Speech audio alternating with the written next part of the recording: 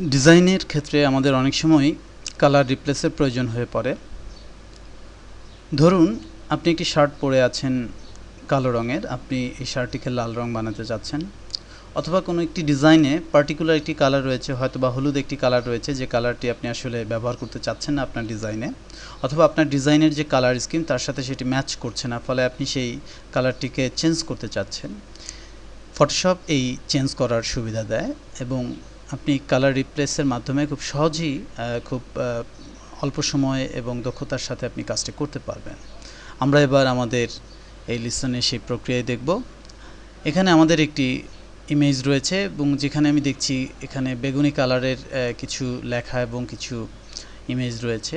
আমরা এই কালারটিকে রিপ্লেস করতে চাচ্ছি। এই জন্য আমরা আমাদের যে ইমেজ মেনু রয়েছে তার আওতাধীন যে অ্যাডজাস্টমেন্ট সাবমেনু রয়েছে আমরা সেটি নির্বাচন করব এবং তার আওতাধীন রিপ্লেস কালার নামে একটি মেনু আমরা খুঁজে পাব। এই মেনুতে ক্লিক করার পর আমরা এই রিপ্লেস কালার যে উইন্ডোটি আমরা পাবো, এখান থেকে আমরা নির্বাচন করে দেব অ্যাকচুয়ালি আমরা কোন কালারটিকে রিপ্লেস করতে চাই। এখানে লক্ষ্য করুন আমাদের প্রিভিউতে ব্ল্যাক প্রদর্শিত হচ্ছে, কারণ এখন পর্যন্ত পার্টিকুলার আমি যে কালারটি নির্বাচন করতে চাই সেটি এখানে নির্বাচিত নাই, অন্য একটি কালার আছে। আমি এবার এখানে ক্লিকের মাধ্যমে সেই কালারটি নির্বাচন করে দিচ্ছি এবং লক্ষ্য করুন যে আমার এখানে এই যে দুটো মানুষ এবং এখানে যে টেক্সটের কিছু অংশে পার্টিকুলার যে কালার সেটি এখানে প্রদর্শিত হচ্ছে।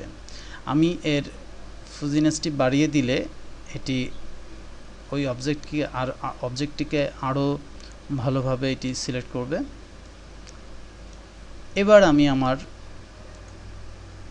রেজাল্ট কালারে এসে আমি যদি পার্টিকুলার অন্য একটি কালার দিতে চাই, লক্ষ্য করুন আমি এখন এই কালারটি দিতে চাই, তাহলে এখানে কালারটি রিপ্লেস হয়ে গেছে এবং এখানেও কালারটি রিপ্লেস হয়ে গেছে। আমি এবার ওকে বাটনে চাপলেই আমার যে প্রত্যাশিত পরিবর্তন সেটি হয়ে যাবে। এটি বেগুনি ছিল এবং লক্ষ্য করুন এটি এখন বেগুনি থেকে ভিন্ন যে কালার এই স্কিমের সাথে ম্যাচ করে আমি একটি কালার ডিফাইন করে দিয়েছি। এভাবে আপনি খুব সহজেই ডিজাইনে আপনার যে ডিজাইন স্কিম তার সাথে ম্যাচ করে কালারকে রিপ্লেস করতে পারেন।